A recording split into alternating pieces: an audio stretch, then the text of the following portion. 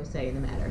So you're going to take your daughters, and the daughters will become the cooks and the bakers and the perfumers. I don't know how to what that word. The ones who make the perfume, I guess. I guess back in those days, they didn't have women in intelligence and in army combat. But certainly, the king could conscript anybody who he wanted to be in his service, and the people would have no say or no control over such a thing. He could take their crops, he could take their property if it was something that was necessary for the good of the kingdom. So he had a lot of access and control that at least in this case, the prophet was trying to remind the people, maybe you don't want that. Maybe you don't want that. Now, at the same time, from a Jewish perspective, a king's first and foremost responsibility is to his people. It's not about his own pocket. It's not about his own honor. And if you read, like the Rambam, for example, in Mishnah Torah, where he talks about the laws for a king, so it's very specific about the honor that he has to show to his people and how he has to put them first. So there is sort of a checks and balances, but even so, the king is entitled to a certain degree of respect and honor, and he does have a certain entitlement to take from the people what he needs. If you look at source number 1 in the books, so here in the Torah itself, we do have somewhat of a limitation that is placed on the king. This is from Sefer Devarim. This is Rak lo yarbe lo susim, lo yashiva ta'am mitzrayma, lam'an harbot sus, v'Hashem amar lechem lo tosifun lashuv b'derech hazeh od. Right, so the pasuk is basically giving the king a mitzvah that he can't have too many horses. Why not? It actually tells us why he can't amass too many horses, because it will ultimately end up going back to Egypt. And you don't want to have associations. We have a very poor history with Egypt. For whatever reason, Egypt was the place that bred the good horses for the military. I mean, the horses were the military, horses were the transportation system. It was a very essential component to the kingdom. So is it North Carolina? You go if you want good furniture, right? There's certain places that are just known for producing good quality things. So Egypt was the place where you went for your horses. So because God did not want the Jewish monarchy, the Jewish kingdom, and the Jewish people to develop any significant relationship, financial or otherwise, with Egypt, so you have the amount of horses that you need for your army, you have what you need for your cavalry, but don't get more to be prestigious or anything like that. That was limitation number 1. And then pasuk Yadayin, lo yarbe lo nashim, lo yasor levavo, v'chasaf v'zahav lo yarbe lo ma'od. So he shouldn't have too many wives in order that they not turn his heart away. Okay, we all know who sets the tone of the household. It's the women, and if he has too many, then he will lose control over his, over how his home runs, and that will be, it's a bad path for a king to go down. So he's limited in the amount of wives he has, and also it puts a limitation on his wealth. Obviously, he can have what he needs for the prestige of the throne, but beyond that, it shouldn't be about him. It should be about what he needs for the kingdom. All right, so those are the limitations on the king, at least the ones that the Torah puts down. And what's interesting is when it gives this mitzvah, unlike most mitzvot, when the Torah describes them, this gives a reason. A lot of times we get mitzvot and we're not given a reason. We can speculate what the reason is. Some mitzvot just seem so self-evident, what the reason is. Do not kill. Obviously, you can't have a society that functions if murder is allowed. Do not steal. You can't have a society that functions. But certain mitzvot is not so obvious what the reason is. And here, unlike many mitzvot, God himself tells us what the reason is. Right? So it's almost like you really can't dispute that. It's not like I'm speculating, and so I'll agree with you or I won't agree with you. But if Hashem himself says, this is why you do it, then who's anyone to argue with God? Yes? A quick question.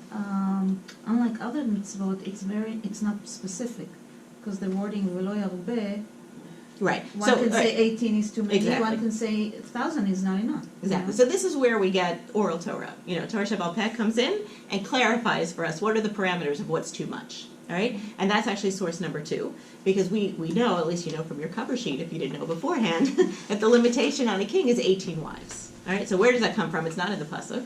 Where do we get 18? So take a look at the Gemara in Sanhedrin. We're going to skip the first paragraph because essentially the first paragraph is the same pasuk we've been reading every single week that lists the wives of David HaMelech. In this case, at that point in time when it was enumerating his wives and his children, he had 6 wives at that point in time. All right, so the Gemara is reminding us of that he had 6 wives at that point in time. Now fast forward to the second paragraph of the Gemara. And this is where Natan Hanavi comes to to rebuke David after the whole debacle with Bathsheba. So in his rebuke, we'll just read it in English, it says, the prophet Natan said to King David in his rebuke, "And I gave you your master's house and your master's wives into your bosom, and I gave you the house of Israel and Judah, and if that were too little, then I would add to you like these and like those." In the Hebrew, it's kahena v'chahena, right? Like these and like those. So basically what the prophet is saying to him is, like, come on, when is it enough, right? God gave you everything. You had all of these wives, you had everything, right? And if you wanted more, I would have given you kahena v'chahena. Right? You could have had this and this. So the Gemara derives from that, like this, that word is referring to the wives enumerated above, meaning another 6. Right? So kahena, you already had 6. Kahena, you could have 6 more. Ukahena, you could have even 6 more. What's 6 times 3? 18. Right? So this is how, I mean, there's some debate. I didn't give you the whole piece of the Gemara. There's some debate about what the count is. Some say 8, some say 24. But essentially this seems to be the agreed upon number, and this is the agreed upon logic of how we got to that number, that 18 is a maximum number of wives a king can have. I can't relate to it. In the monarchy, I just can't relate to it. But that seemed to be acceptable. That was what was acceptable and the norm for a king. Now, it's interesting, we see from David HaMelech that he was very careful to adhere to 18, right? He did not exceed above and beyond. Take a look at source number 3. Here's another story that's going to be very hard to explain. I feel sorry, especially for, I guess they learned Sefer Shmuel in middle school. So I can't imagine trying to teach this story to middle school boys. I just can't even imagine. All right, so what happens? This is the beginning of Sefer Melachim. Hamelch David Zakein. And Zakein is definitely a relative term, because we know he died at 70. We wouldn't say 70 is really old in this day and age, but it says that he was old. Bab Yamim, he was stricken in years. Ve'yechasehu bab gadim v'lo yichamlo. Right? And he couldn't get warm. He had this perpetual chill in his body, and no matter how many clothes they covered him with, no matter how many blankets they put on him, it was still something that he suffered from. Vayomer lo avadav yivakshu ladoni hamelech na'ara betula. Right, let's get a pretty young fig. Va'amda lifnei hamelech utehilo sochenet v'shachva b'chekecha v'cham ladoni hamelech. Right, so this woman, she will be the body warmer of the king. Now, the Mefarshim say this was medical advice. Like, they weren't coming up with this. Seriously, they said this is what they... it made me think of, the movies they make about the NFL players and the hockey players and all the abuse that their bodies have gone through in the course of their career and all the, the ways they suffer physically after the fact. I mean, we can't forget that David was a warrior. His body must have gone through some tremendous strain and stress over the course of all of those battles where he slaughtered hundreds and hundreds of people, right? I mean, that had to take a toll on him. That's what seems to be the cause of the aging and why he didn't age well and why he suffered so much at the end of his life. Where the chill comes from specifically, so...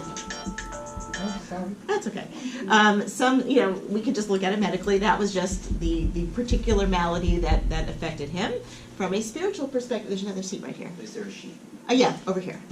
There's a seat right there. Okay. Send that down. From a spiritual perspective, there's 2 suggestions given why this was what David was punished with, this particular chill. One talks about at the end of Sefer Shmuel, he witnessed the angel coming with its sword when it was going to attack the people, right towards the end of it. So it says that the sight of the fear and the chill that he got from this image is what stayed with him. Another suggestion ties it into the fact that in one of the occasions when Shaul was chasing after him, David was close enough to cut his garment, right? He didn't want to kill the king, but he wanted to show the king, I got this close, and I didn't hurt you, right? That was his sign, his way of saying, I'm not a threat to you. But because he cut the garment, so the midah keneged midah is that the garments were not going to help him, or were not going to warm him. So that's the spiritual explanation. But in any case, this was the one solution that they found. Right? Was having the body heat was what was going to protect him. If you look at the next pasuk, so Yivakshu na'ara yafa b'chol gvul Yisrael vayimtzu et Avishag hashunamit v'yaviu ota lamelech. So they brought this woman Avishag, and they brought her to the king. Just like a fun trivia fact, if you remember in Sefer Melachim, there's a story of the Isha Hashunamit who takes in Elisha the prophet, and ultimately he blesses her with a child. The child dies. He brings that child back to life. So the Meforshim say that that was her sister. Avishag was a sister of this Isha Hashunamit. Right? Prestigious family. I think two women who accomplished something significant.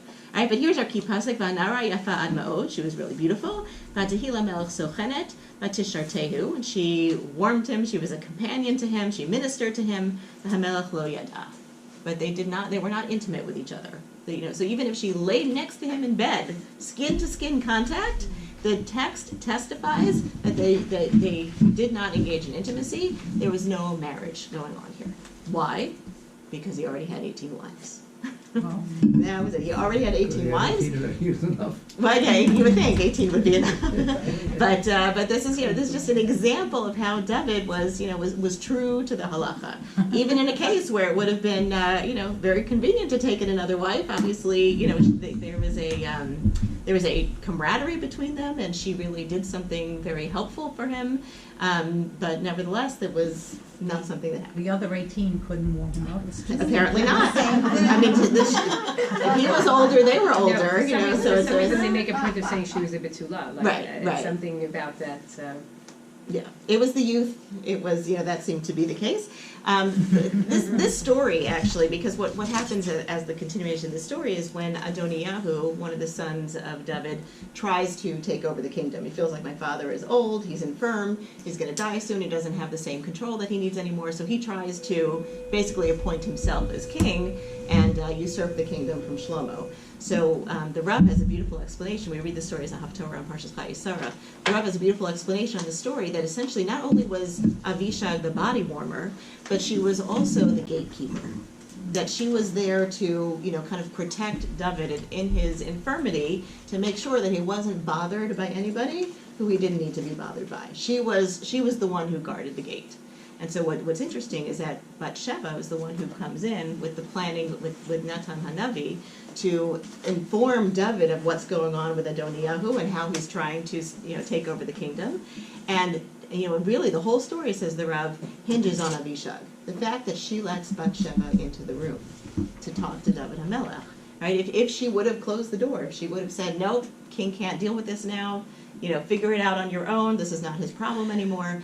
The fact that she allows Bathsheba, who is somewhat of a rival, at that point in time, someone who, took the king's attentions, that she let her into the room, that really is what paved the way and enabled the whole Adoniyahu coup to be put down, and where David could make his wishes very well known that Shlomo should be the one who ascends the throne.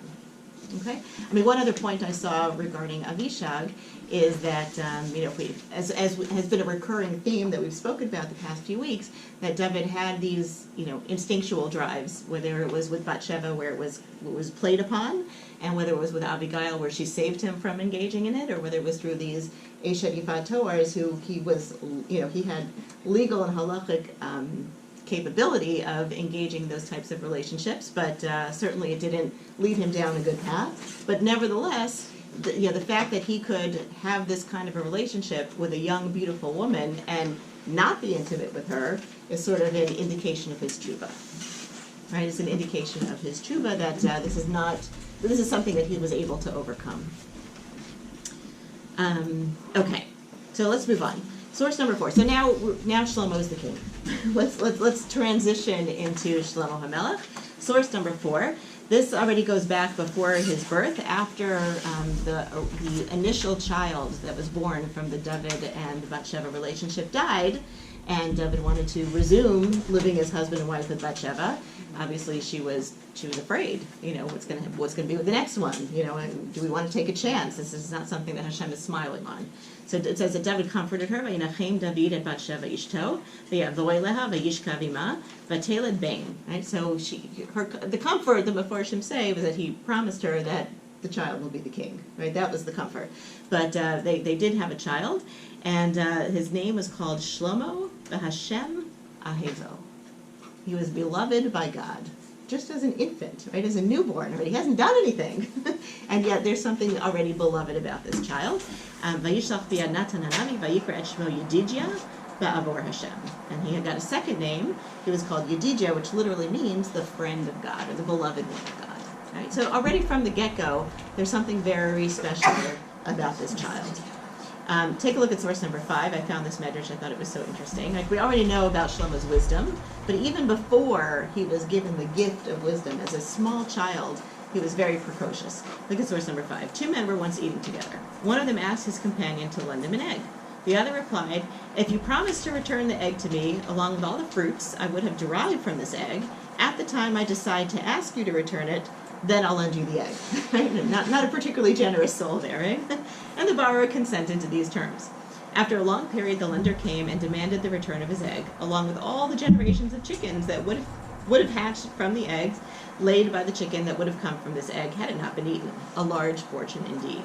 When the borrower refused to pay, for he could not possibly pay such an exorbitant amount, the two of them went before the tribunal of King David. When the king heard the testimony of those who had witnessed the original agreement, he decided in favor of the lender. Right? It was pretty clear. The guy agreed to the terms. He's got to pay up. When young Shlomo heard this decision, he wondered aloud, who in the world has ever seen a baby chick hatch from a cooked egg? Right? I mean, it was just so smart. For it was a boiled egg that he had borrowed. Upon hearing his son's wisdom, King David said to the borrower, "Go and return only one egg to him." Right? So already as a young child, he was precocious. He saw through things, and he had this unusual wisdom that we'll see gets built upon. Okay. Once he establishes himself as king, following his father's instruction, his father gave him very clear instructions of who you can trust and who you can't trust, and who you have to eliminate, and what debts you have to pay from my kingdom, and gives him the whole story and really establishes him. So then this is source number 6. This is really the source of Shlomo HaMelech's wisdom. It says, "V'givo nira Hashem et Shlomo b'chalom laila, v'yomer Elokim sha'al ma'atei lach." Hashem appears to him in a dream, right? We all wish we had such a dream, right? Tell me what gift you want, right? It's like the genie in the bottle. I will grant you any wish that you ask for. So Shlomo, who was a youngster at the time, I'm not sure how old, but I think pre-bar mitzvah even at this point in time. He was very young when he ascended the throne. Ata asita im avdecha David avi chesed gadol, ka'asher halach lefanecha be'emet u'b'tzedakah u'v'yishrat levav imach, ותשמר לו את החסד הגדול הזה, ותיתן לו בין יושב על כיסאו כיום הזה. Right? So he's acknowledging all the good that Hashem had done for his father David and enabled him to be on the throne. Ata Hashem Elokai, ata himlachte et avdecha tachat David avi, va'anochi na'ar katon lo edat seivavo. I'm feeling a little bit intimidated by sitting on the throne. I don't have the wisdom of my father. I don't have the experience of my father.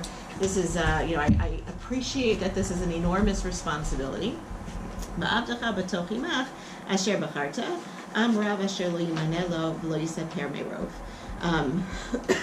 And I'm amidst this great number of people. He's just expressing the responsibility that he has. So here's his request. Pasuk Tet: V'natata l'avdecha leiv shomea lishpot et amcha l'havin bein tov l'ra ki mi yuchal lishpot et amcha hakaved hazeh. Right. So again, this precociousness of this young child, appreciating what this responsibility means, and if God is willing to give him something, he asks for the wisdom to be able to be a good leader. Right, to be able to discern between good and evil, to be able to judge this people, to have the heart that's set for judgment. This is what he asked for. Right? I mean, if I asked my children, God bless them, any gift you can have, what do you want? Right? So I already know what's on the wish list because it's Hanukkah, right? And it starts with earbuds. I don't even know what those are, but apparently they cost $160.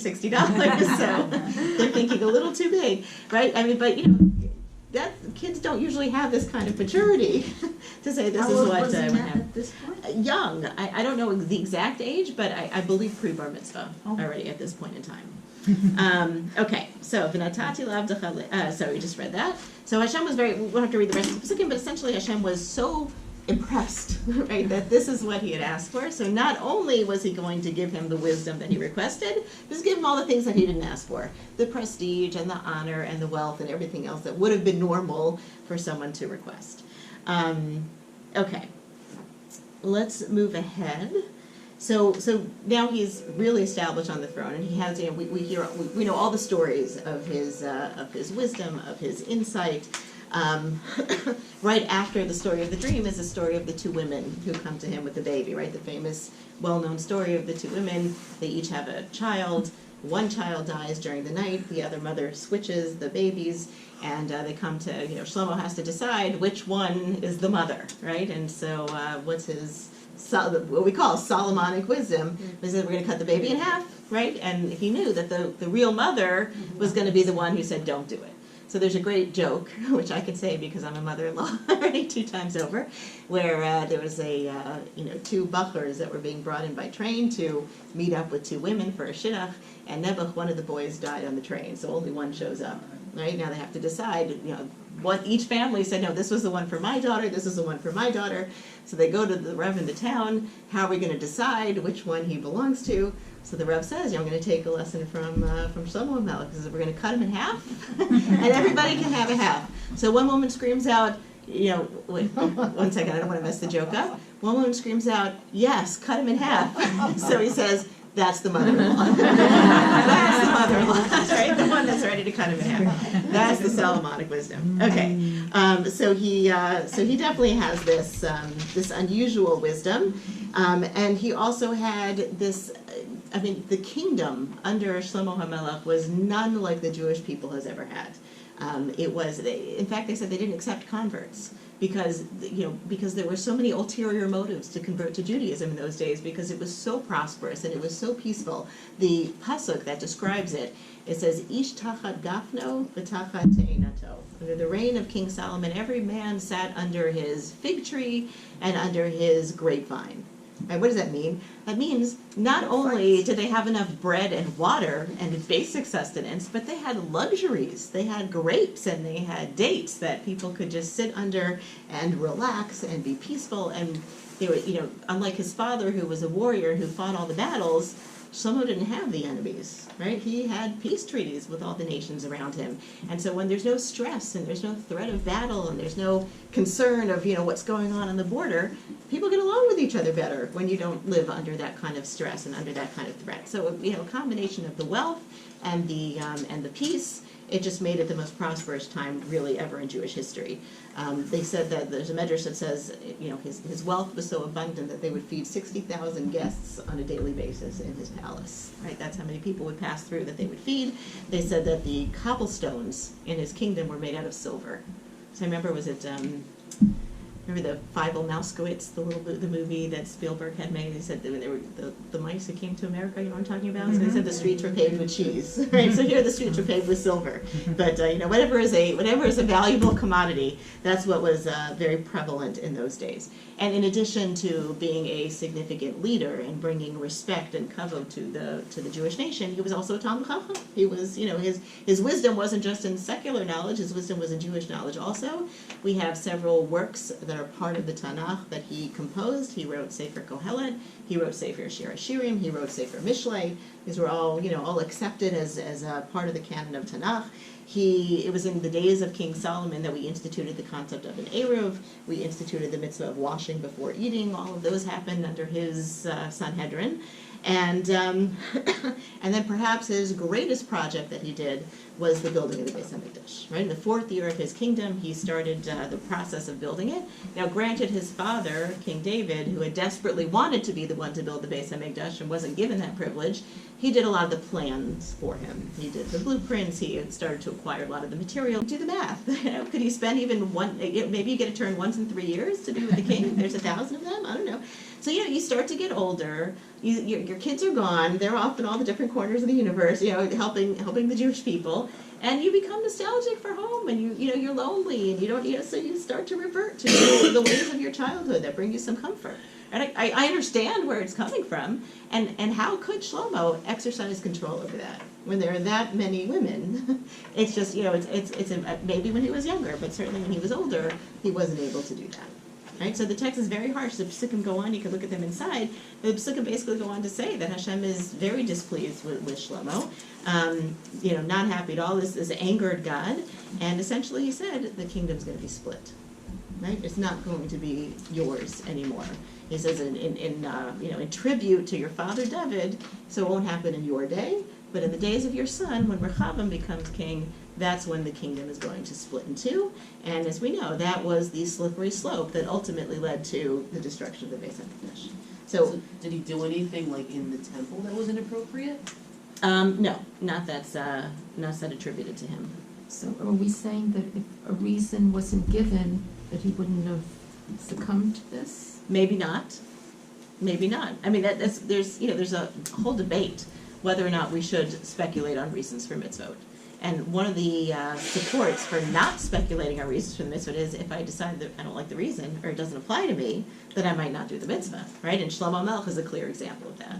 But that's even, whether we should speculate. If God gives us the reason, it's not speculation. That's what it is. That's what it's tied to, right? But the point was Shlomo should have, he should have known better. I mean, he thought that he knew better because he was so smart. He thought it didn't apply to me. This applies to everybody else, but I'm different. I'm unique. I'm special, right? I can make this happen without falling to these reasons. And again, his intentions were good. We're not questioning his intentions here, but nevertheless, these were the ramifications. Right? So I mean, how tragic that someone whose life starts out being beloved by God, being the friend of God, right, giving so much of himself and making such contributions to the Jewish people in terms of their peace and prosperity and their religious life, that he goes down the end of his life as somebody who worships idols in the text. And we have to back it up from a Gemara to say that's not really what it means, but this is his legacy. Yes. Women brought him down. Well, he brought himself down Right. by bringing those women into his Yes. home. Right. I mean, I don't know how much you can blame He should this. have been able to convert them instead of having them convert him. Sorry. He should have been able to bring them in. Right. Well, Well, I mean, he did. You need I'm some sure they time to underwent. do that, I'm sure they because he's gotta underwent dig into conversions them before they every married. But how years. sincere were those conversions? I mean, that's the question. Maybe they were sincere at the time, but because he didn't have that ongoing relationship with them, that maybe that's where it fell astray. But the question really becomes, how did this happen to somebody like Shlomo HaMelech? Right? How does somebody who's so great fall so far? Right? That's really the question. So to answer that, I want to bring in a Gemara that maybe you've heard before. It's fascinating, and I don't claim to really understand what it means. When Chazal gives us these parables and these stories that don't seem to make sense and are very questionable. Clearly, they have intentions. They're trying to convey something that I would say is definitely beyond my understanding. So just before I share it with you, I just want to give the caveat that we shouldn't take it literally. Certainly, that's not what it's meant to be. I heard an explanation from Rabbi Saul Zucker, who's the where is he now? He's at BPY, I think, Yes. right? He's the principal of BPY. So I heard an explanation that I want to bring in and share with you. I don't know that that's the main way to understand it. So just keep in mind that this is going to be something we're not fully going to understand, but we're going to try to derive a lesson from it to address what happened to Shlomo. All right. So it's the story of Ashmedai Melech HaShedim. Anyone heard of this before? I know there are like children's books written about Ashmedai. So Ashmedai was the king of the demons, right? Melech HaShedim, and that's how the Gemara describes him. My mother, Allah Shalom, always talked about Shadim. Whenever she put her glasses down and couldn't find them, the Shadim moves down. That was her thing. I remember she said it one time in front of my son, and he's like, "Is she serious?" Shadim can be very symbolic, right? So we'll leave it at that. But okay, so I'm going to refer to my notes so I make sure I don't leave out any details of the story. But it's in the tractate Gittin, and it's a couple pages long, the story. But what's happening? So he's in the midst of building the Beis Hamikdash, and one of the principles is you're not supposed to bring in metal implements, right? Because metal is representative of war, and you don't want to bring that into the Beis Hamikdash. So how are you going to cut things without a steel or metal implement? So what? Use the shamir. Exactly. So we're told already in Chumash there was this worm that was called the shamir that had I don't think it was a regular worm, but it had this ability to be able to cut through stone. That's actually how Moshe carved the ephod, right, the breastplate of the Kohen. So he wanted to get the shamir to be able to complete the work of the Beis Hamikdash. So he didn't know where it was, but he found out that Ashmedai, the king of the demons, I'm not making this up, I promise you, he knows where to find it. So how do we get to Ashmedai, right? That's the thing. How do you find the king of the demons? So they said that he was learning, he would spend his days learning in the upper yeshiva and the lower yeshiva, and then he would come back to a pit that he had, and the pit was sealed with his seal on it, and every day he would come back, he would check the seal, and then he would remove it and drink the water that was in the pit, right? That was his routine, right? So in order to trap him, you have to know what his routine is to be able to get in there. So Shlomo sends Benayahu ben Yehoyada. He was his general, right, that he sends him.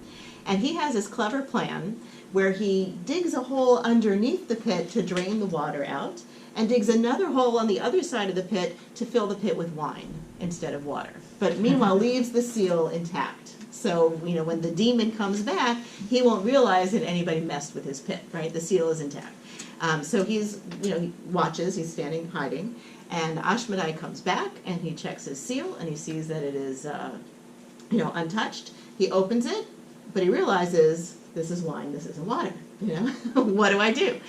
So he tries to resist. He figures something's not right here. He doesn't know exactly what happened. Benayahu was smart and closed up the other pits that he dug, so he didn't realize what was going on, but he knew that something wasn't right.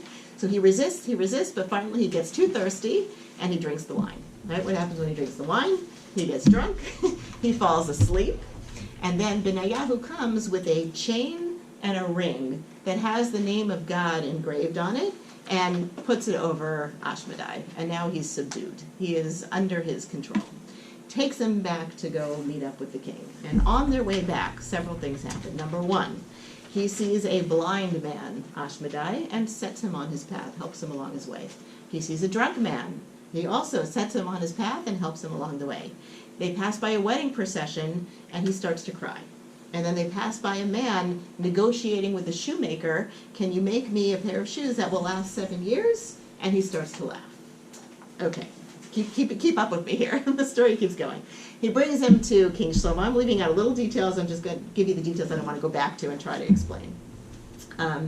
He goes back to Shlomo HaMelech, and he basically tells him, where you can get the shamir? There's a bird that was entrusted with keeping it. So they go to find the bird that has the shamir, and what they do to trick the bird into giving it up, they put a piece of glass over her nest where her babies are inside. And when she comes back to her nest after finding food and sees that she can't get to them, she's frustrated, and then she realizes she has to cut through the glass. So what does she do? She gets the shamir. She puts it on the glass to cut through it, and Benayahu makes a loud sound to scare her, and she drops it. In her shock of hearing the loud noise, she drops the worm, and that's how they get it. That's how they secure it. All right. So now they can go back, build the Beis Hamikdash. All is good. All is well. They have the tools that they need. The problem is that Shlomo wants to keep Ashmedai under his control while the Beis Hamikdash is being built.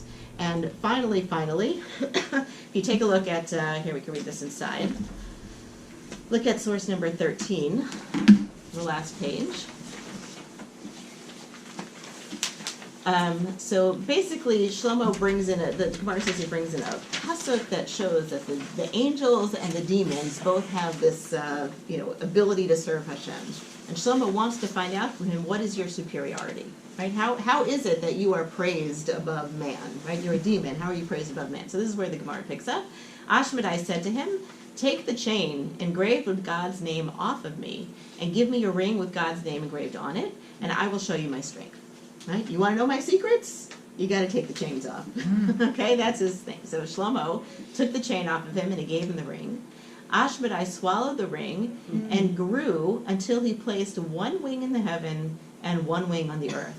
And he threw Shlomo. So some translated that he actually swallowed Shlomo HaMelech, and he threw him a distance of 400 parsangs. I'm not sure how far that is, but essentially outside the borders of the land of Israel. He exiled Shlomo HaMelech.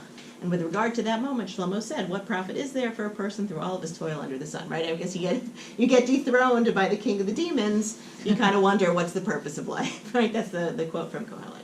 And then when Solomon deposed from the throne, Ashmedai took his place. Okay, he was an imposter, and he put himself on the throne. So the part that I'm leaving out, we'll leave it there for the moment, is Shlomo tries to come back. Right, but he's disheveled He doesn't look like himself anymore, and people don't know who he is or what he is. They just think he's some raving lunatic who's saying, "I'm the king," right? I'm the king. So actually, the pasuk that the Gemara quotes is the very beginning of Sefer Kohelet. Ani Kohelet, Hayiti Melech Yisrael al Yisrael b'Yerushalayim. Right? I was the king over the Jewish people in Jerusalem. Right? This is the line. That's where the line comes from, that I was the king. He's trying to convince people. So he even makes his way to the Sanhedrin to try to get them to reinstate him and help him get back on the throne. And they said, we think he's a crazy man, but usually crazy people change their rants. He's sticking to his story. So maybe we should investigate. So they go to Benayahu. They said, have you had any contact with the king? He goes, no, not in a long time. The king hasn't summoned me. All right, that's red flag number one. Then they go to the king's wives, and they say, has the king been with you? Have you noticed anything, off? And they said, well, actually, yeah. They said he tries to be with us when we are not ritually pure. They said that he actually asked to be with Bathsheba, his mother. So now the Sanhedrin is like, whoa, okay, that is definitely not the king. They're able to reinstate him. And when he comes back, he scares Ashmedai away. He's gone. He's just gone. Okay, and that's essentially how the story ends. We'll read the last line in a second, but that's essentially how the story ends. Anybody want to take a stab of what's going on there?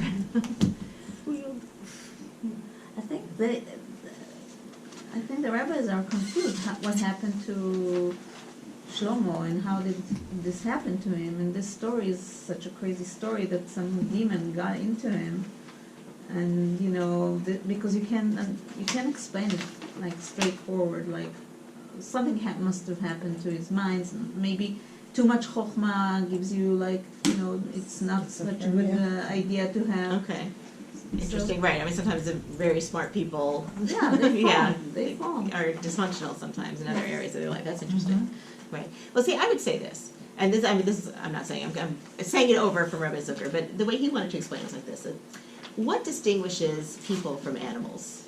I mean, a lot of things distinguish people from animals, but for our purposes, animals are instinctual creatures, right? They need to go to the bathroom, they go to the bathroom, wherever they are, right? If they need to eat, they eat whatever is put in front of them. When they're in heat, right, so they procreate. That's just what they do. They're not thinking, there's nothing controlling their instincts, right? Animals act instinctually. They don't have an intellect that can say, this isn't the right time and place to do this, right? They're purely instinctual creatures. Human beings are not purely instinctual creatures. We do have instincts, but we also have an intellect that enables us to control those instincts and to say there's a time and there's a place for these things to happen, right? That's what enables us to have some kind of self-control. And the psyche is sort of that interplay between the intellect and the drives, or the intellect and the emotions, right? That's what we are. And he wants to argue that that's what Ashmedai is. Ashmedai is the king of the psyche. He's the king of the interplay between one's emotions and one's intellect. See, and here's the thing. When, well, let's go back to some of these ideas. So we talked about the upper and the lower yeshivas that he's studying in, right? So what is the upper yeshiva? That is the world of the intellect. What is the lower yeshiva? That's the world of the drives, of the instincts, of the emotions. When we talk about him getting drunk, all right? When does one lose control of their intellect? When they don't, if they're drunk, that takes away the control. And then you really, the way people, this is, because I'll say, when somebody's drunk, you know who they really are. Because there's nothing, there's no sense of control, no inhibitions, exactly. That's what's being shown. So, the symbolism of his getting drunk is the idea of losing control, of losing that ability to override, your emotions and your instincts and your drives. And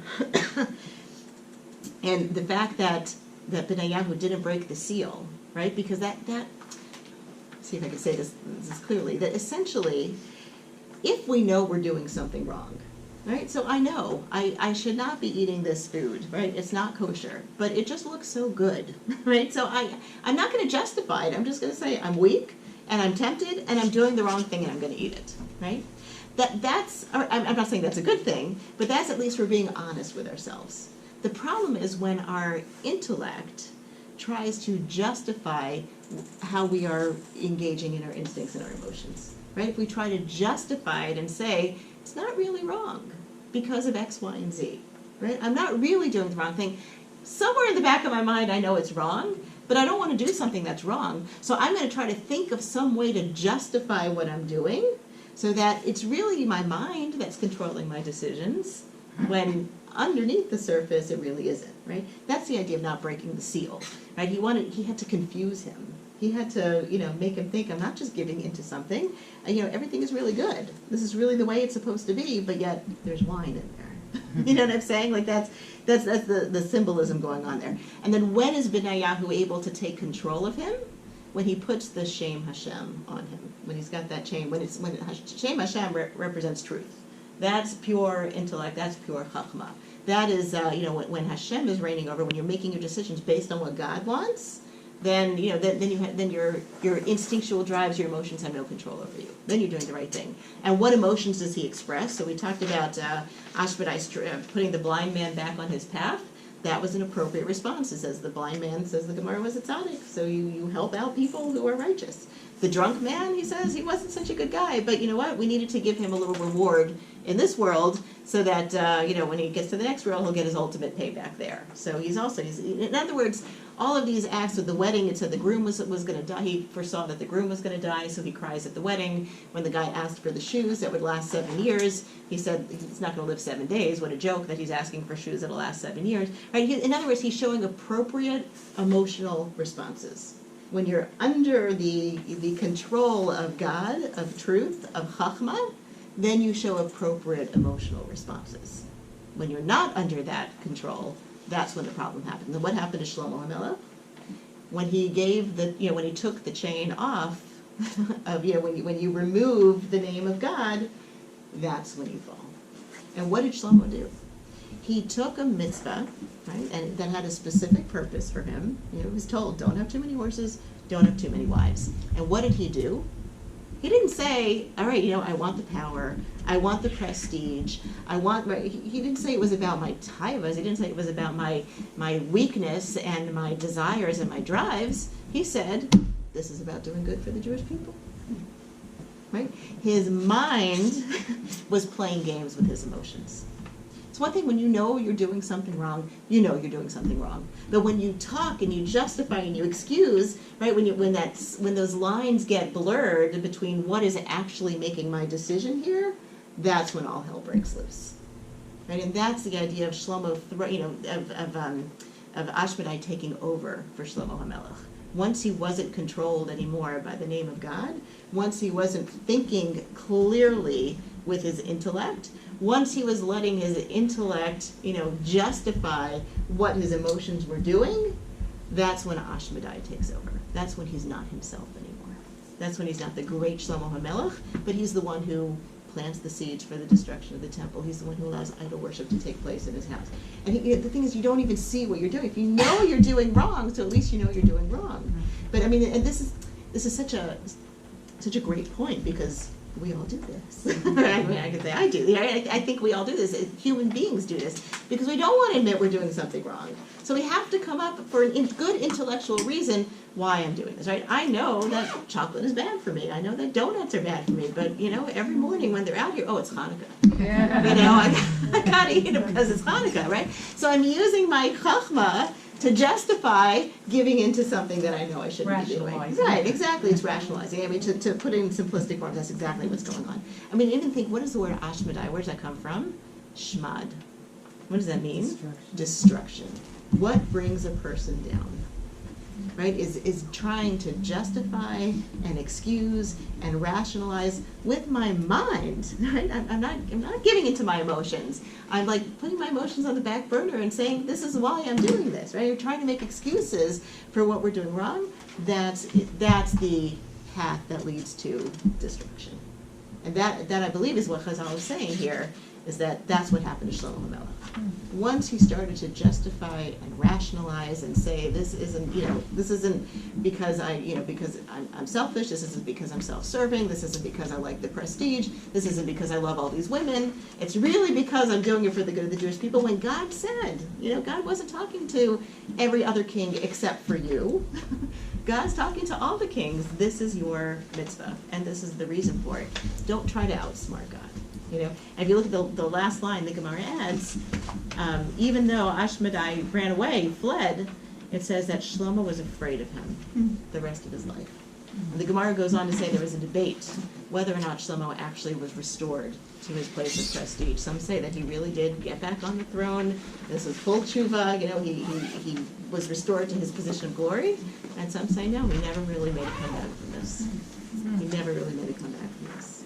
But that's, that's one way of looking at what happened to Shlomo HaMelech, was that excusing and the letting your emotions take control, but not admitting that that's what's happening. Trying to say, I'm really making this decision based on the right things, when obviously that was not the case that was going on. And it was very clear what was right and what was wrong. It was, for some of us, there are gray areas. This was very clear what was right and what was wrong. Yes? It's so interesting because it's like, I think there's a lot of discussion going on in Teaneck about like people who take on such destructive behaviors, meaning like drugs or alcohol, like they clearly know that they shouldn't do it, and they somehow can't stop themselves from doing it. Many, many years ago, I don't want to say exactly who, but somebody in our community took their life. And I'll never forget that the person told me, that person, someone else who knew them, said, that person didn't take their life. It was like someone else took over their body. Because they would never do that. Never would they have done such a thing. So that like kind of gave us comfort to think that. So I don't know why we have like this potential to totally like have somebody something else control you. But that's kind of what it seems like happens. I mean, that's what the text. So he wasn't starting from scratch, but nevertheless, this was really something he invested his time, his blood, his sweat, and his tears in. This was the priority to him. So if you look at source number 7, we're just going to read some midrashim here. It says, quoting a pasuk from Mishlei, it's referring to Shlomo HaMelech. It took him 13 years to build his own house, but only 7 years to build the Beis HaMikdash. He was lax with his own house, but he gave honor of HaKadosh Baruch Hu precedence over his own honor. Right? If you've ever studied Sefer Melachim, so usually in schools they tend to skip, there's like maybe 5 or 6 prakim that go through all the details of the construction process. So if you're an architect, or a designer or something, an engineer, it might be interesting to you. But it's so detailed. He went out of his way to find the best craftsmen in the world to come, and this was really the highlight of his contribution to the Jewish people was building the permanent makom for Hashem in Jerusalem. At the end, when it's being dedicated, he gives a beautiful tefillah where he wishes that it should be always the center of our existence. This is the source for always facing Yerushalayim when we daven. That's something. That's what our focus should be, on that makom hamikdash. Unfortunately, right at this point, this is really the turning point in Shlomo HaMelech's life, because after this, we start to see the decline. Okay, take a look at source number 8. Throughout the 7 years that Shlomo was building the Beis HaMikdash, he didn't drink wine. Right? He was so focused and on getting everything done properly, he didn't want to distract himself. But when he completed the Beis HaMikdash, he married Bitya, the daughter of Paro, and he drank wine that night. All right? So he did. It's interesting. He finished it. It wasn't dedicated yet. This was the night before the dedication, but he felt like it's finished enough that now I can do something for myself. He has this wedding, but look at how the Medrash describes it. There were 2 celebrations. The rejoicing over the completion of the temple, and the rejoicing over his marriage with the daughter of Paro. And the sound of the rejoicing over Paro's daughter exceeded the sounds of rejoicing over the Beis HaMikdash. Right, that's already a little bit of a dark cloud that's settling on the picture. Look at source number 9. Describes the wedding night of Shlomo and Bat Paro. So she spread a canopy above his head, in which were set gems and pearls that shone like stars. When Shlomo sought to arise, he saw stars, and thinking it was still night, went back to sleep until 4 hours in the day. It's like, those blackout shades, right? So there's a total blackout shade in his room, and every time he opened his eyes, it looked like, like a planetarium ceiling. He didn't know that it was light outside. The people of Israel were distressed, for it was the day of the dedication of the Beis HaMikdash, and they could not offer the daily sacrifice because the keys to the temple were under his head. Right? That's where he put them under the pillow. And they were afraid to wake the king. So who do you get to go wake the king? Who's in his bedroom, on his marital bed with his new bride. Who can go do this? But at the same time, the whole nation is, it's mind-boggling. If you read the prakim of the effort and the energy and the attention to detail and the focus that he had building the Beis HaMikdash, that he could sleep in the morning it was going to be dedicated, it doesn't even make sense. But who do they get to go wake him up?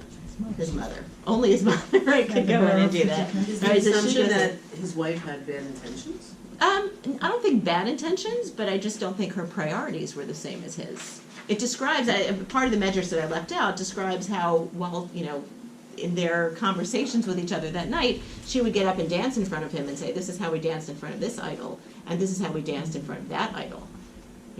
Like, again, not, I'm sure she accepted Judaism.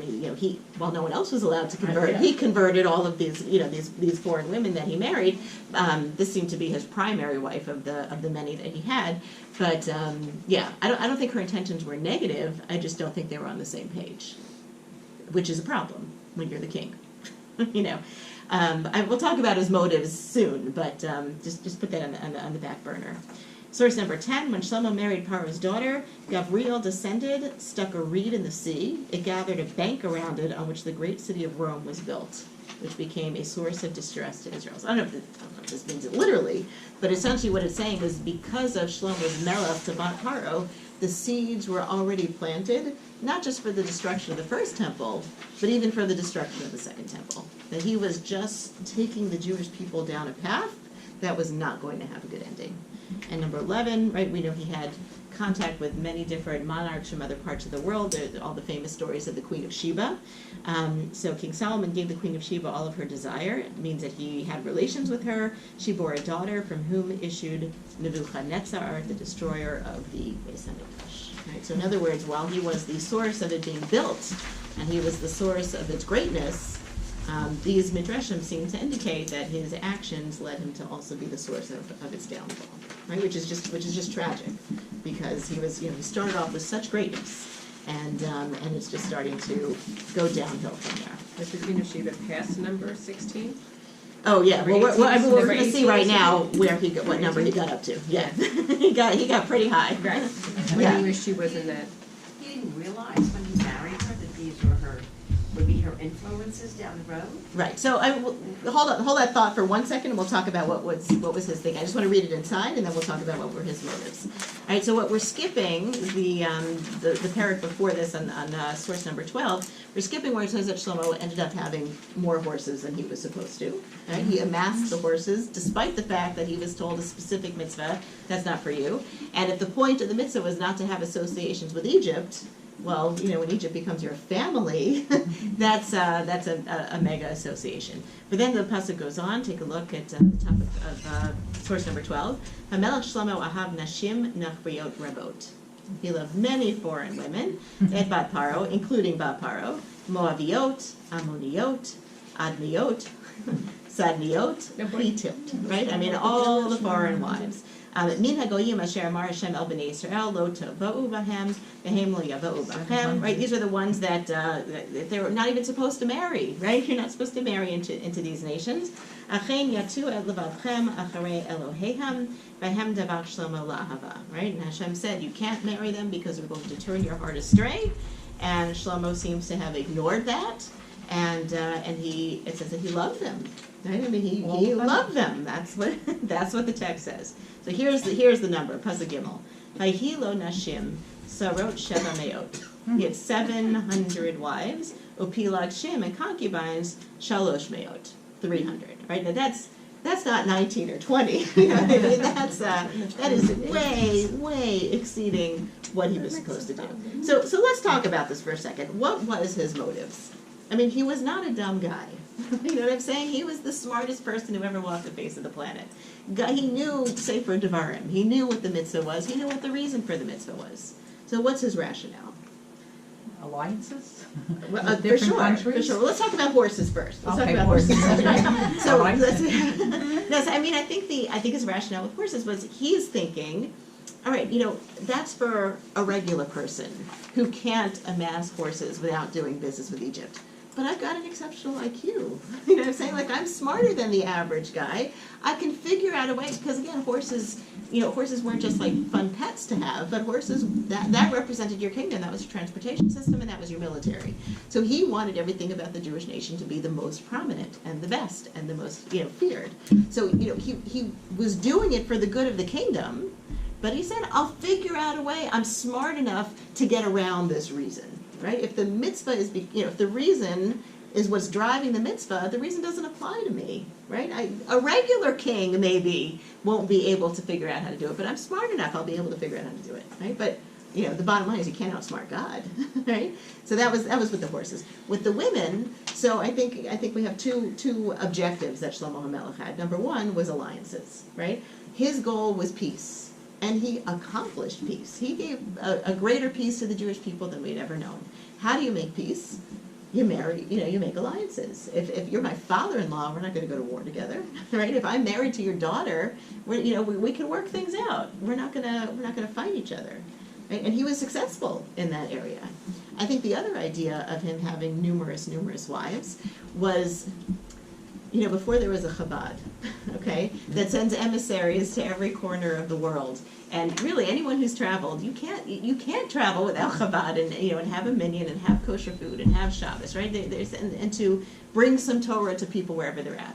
So Shlomo HaMelech was creating his own cadre of Chabad leaders, right? He had numerous children. It doesn't tell us how many children he had, but we could do the math. If he had 1,000 wives, it's a little army basically, right? It's an army of God. So he's their father, right? So they've got the DNA, and he can pay for the best tutoring, the best education, the best training for these children. Let them go and live in all the far corners of the kingdom and be servants to the Jewish people. Let them go and take care of everybody where they're at. Right? Again, he had very good intentions. But his thinking was, this reason doesn't apply to me. Right? What I'm doing is for the good of the kingdom. I'm not doing it because I'm a womanizer. I'm not doing it because I have these drives, or I'm doing it because I want to make peace and I want to take care of my people. Right? And I'm smart enough to not let them turn my heart astray, as the words of the Torah said. Well, was he? Right? Take a look at Pasuk Daled.